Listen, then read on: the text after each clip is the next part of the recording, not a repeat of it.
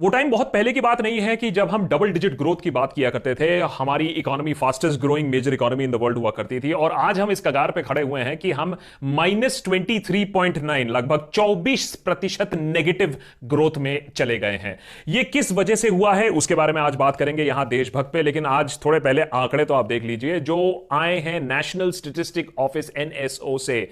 ये सिर्फ एक सेक्टर की बात नहीं है, पूरा का पूरा इकोनॉमी का अभी बट्टाधार लग चुका है। इंडस्ट्रीज की अगर आप बात करें, अप्रैल मई जून के महीने में -38.1% डाउन, सर्विसेज -20.6% डाउन, मैन्युफैक्चरिंग की अगर आप बात करें 39.3%, एग्रीकल्चर जिससे थोड़ा होप था वो 3.4%। एक चीज है जो पॉजिटिव पे था, ट्रेड, होटल्स वगैरह वगैरह -47% डाउन है। यह हालत है आज इकोनॉमी की, जो कि हम आज देख रहे हैं one of the worst performing economies in the world. अब हम बन चुके हैं मेजर इकोनॉमीज जिसका इतना बड़ा कॉन्ट्रैक्शन हुआ है, लगभग 24% का।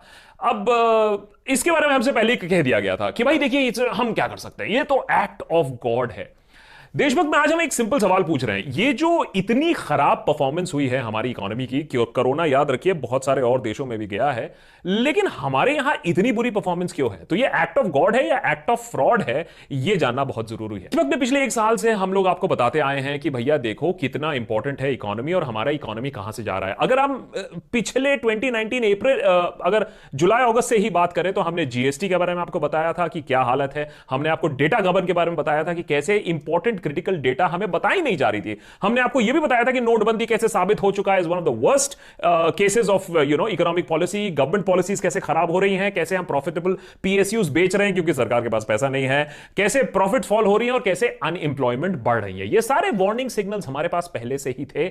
हमारी जो जीडीपी है उसकी जो स्टेयरकेस है वो स्टेयरकेस सिर्फ नीचे ही जा रही थी। आहा, कितने कितने अच्छे तरीके से, खूबसूरत तरीके से पिछले 8 क्वार्टर से हमारी जीडीपी एकदम सीढ़ी की तरह नीचे आ रही थी। देखिए भगवान ही ऐसा सीढ़ी बना सकता है, इंसान ऐसा सीढ़ी नहीं बना सकता है। तो जीडीपी तो पहले से ही गिर रही थी 8 क्वार्टर में, अब जाके कोरोना का लाद भी पड़ा है उसके ऊपर। अब हम जाके इस खड्डे में गए हैं जहां 24% माइनस में हम घुस गए। एक क्विक कंपैरिजन अगर आप देख लीजिए, यूनाइटेड किंगडम की अगर हम बात करें तो इसके बारे में बात हो रही थी G20 नेशंस में, कितना खराब सिचुएशन है। देखिए यूके का -20.4% वो नीचे गया था। फ्रांस की GDP contracted by about 13.8%, Italy की GDP contracted about by 12.4%, Canada की जीडीपी कॉन्ट्रैक्टेड बाय 12%, जर्मनी की contracted by 10%, and of course the US का जो एडजस्टेड जीडीपी है वो 9.5% था। तो बाकी देशों में यह हालत है, तो इंडिया में इतना बड़ा प्रॉब्लम कहां से आ गया? एक प्रॉब्लम जो हमें साफ साफ दिखता है कि हमने इंडिया को एज अ स्टेट ट्रीट किया। बंद कर दो, सब कुछ बंद कर दो, इनडेफिनेटली बंद कर दो सब। इंडिया को जो एक्सपर्ट्स कहते हैं देखना चाहिए एज अ मिनी यूरोप। हमने इंडिया को एज अ स्टेट देख लिया, आइदर सब बंद या तो सब खुला।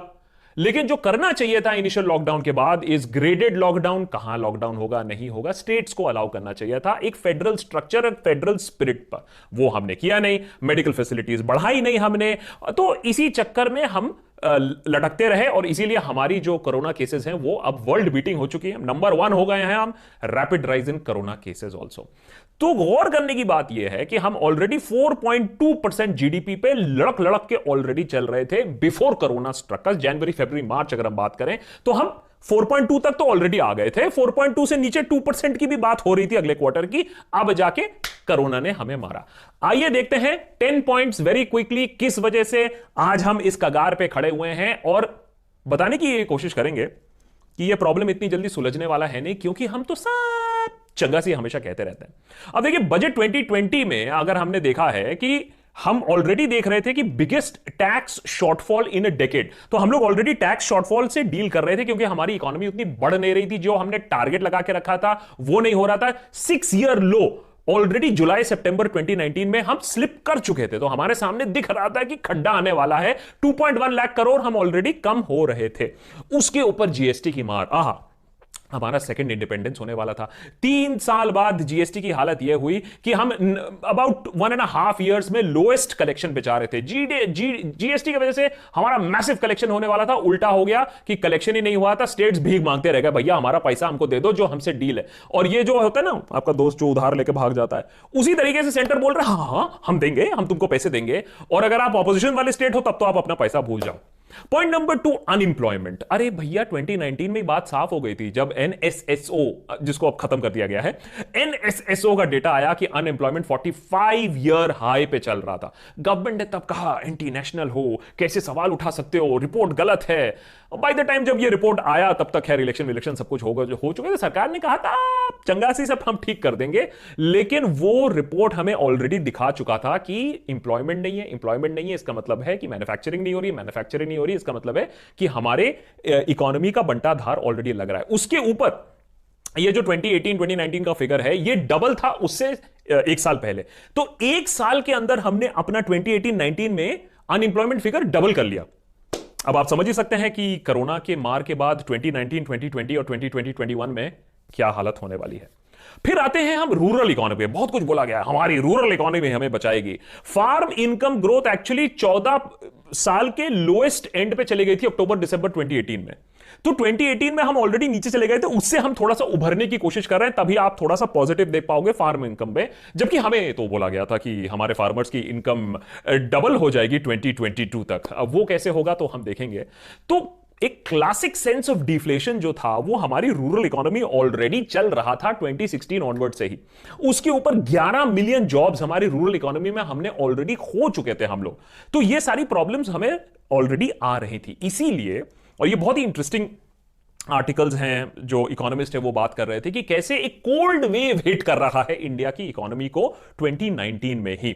और ये बहुत ही संक्षिप्त रूप में अगर आप 5 पॉइंट्स में भी देख लें तो हमारी जीडीपी ग्रोथ वो थी, वो 2% से ज्यादा क्रैश कर चुकी थी एक ही साल के अंदर। अगर आप इंडेक्स ऑफ इंडस्ट्रियल प्रोडक्शन देखें आईआईपी, -4.3% ग्रोथ पे चल रही थी। Unemployment rose to its 45 years high, वो तो हम पहले ही आपको बता चुके थे, बढ़ती जा रही है। अब तो सरकार हमें डेटा ही नहीं देती, हमें कुछ मालूम नहीं है। बहुत इंपॉर्टेंट है कंज्यूमर कॉन्फिडेंस। अरे भैया आप और हम अपने जेब से कुछ खरीदेंगे, कुछ ईएमआई लेंगे क्योंकि हमें कॉन्फिडेंस है कि कल हमारे पास पैसे आएंगे। अगर वो कॉन्फिडेंस ही नहीं है कि हमारी नौकरी रहेगी या नहीं रहेगी तो हम स्पेंड नहीं करेंगे। तो कंज्यूमर कॉन्फिडेंस तो 8 इयर्स लो ऑलरेडी चले ही गया था, कोरोना से पहले ही चले गया था। और जो बिजनेस सेंटिमेंट है, बिजनेस सेंटिमेंट मतलब मैं कर्जा लूंगा, मैं फैक्ट्री लगाऊंगा, मैं लोन लूंगा, मैं एडवर्टाइजिंग करूंगा, तो वो बिजनेस सेंटिमेंट 2008 लेवल्स का था, जो फाइनेंशियल क्राइसिस हुआ था 2008 लेवल। तो ऑलरेडी इकोनॉमी का बंटाधार हो चुका था। अब मैं ये क्यों कह रहा हूं कि ये प्रॉब्लम कल जाने वाला नहीं है कि अच्छा चलो कोरोना चले गया, हाँ अब हम डबल डिजिट ग्रोथ में चले जाएंगे, -24% से हम डबल डिजिट ग्रोथ में चले जाएंगे। वो इसलिए नहीं होगा क्योंकि हमारे यहां इन्वेस्टमेंट हो नहीं रहा है। ये मेक इन इंडिया और टेक इन इंडिया और बिल्ड इन इंडिया और आत्मनिर्भर इंडिया आप जितना भी कर लो, हमारे यहां इन्वेस्टमेंट हो नहीं रहा।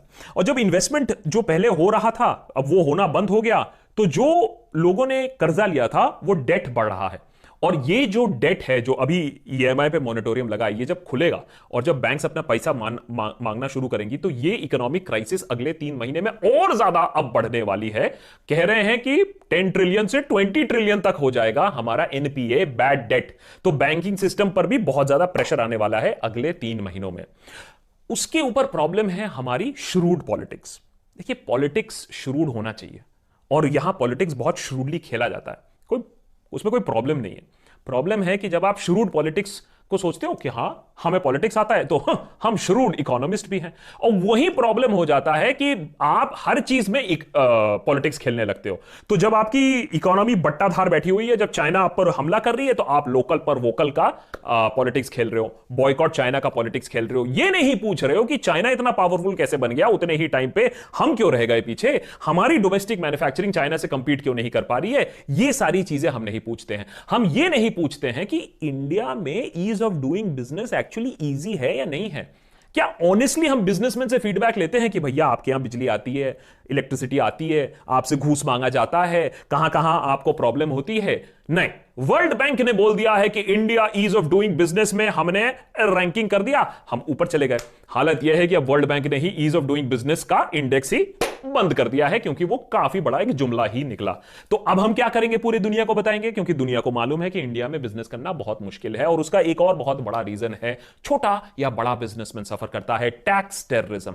बड़े बड़े बिजनेसमैन भी ये बोल चुके हैं कि हम धंधा नहीं कर सकते हैं, किसी दिन सीबीसीडी ईआईडी आ जाते हैं, टैक्स खोल के बुक खोल के बैठ जाते हैं, आइए चलिए जेल चले।